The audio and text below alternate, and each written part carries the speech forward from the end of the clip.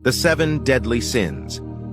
In Christianity, the concept of the 7 deadly sins represents a classification of vices or temptations that can lead to immoral behavior. Although the specific list of 7 deadly sins does not appear in a single Bible verse, it has been derived from biblical teachings and Christian tradition. Here are the 7 deadly sins and their general meanings. 1. Pride. Excessive self-esteem or arrogance, considering oneself superior to others. It is often seen as the root of all other sins. 2. Greed. An insatiable desire for material possessions or wealth, often at the expense of others.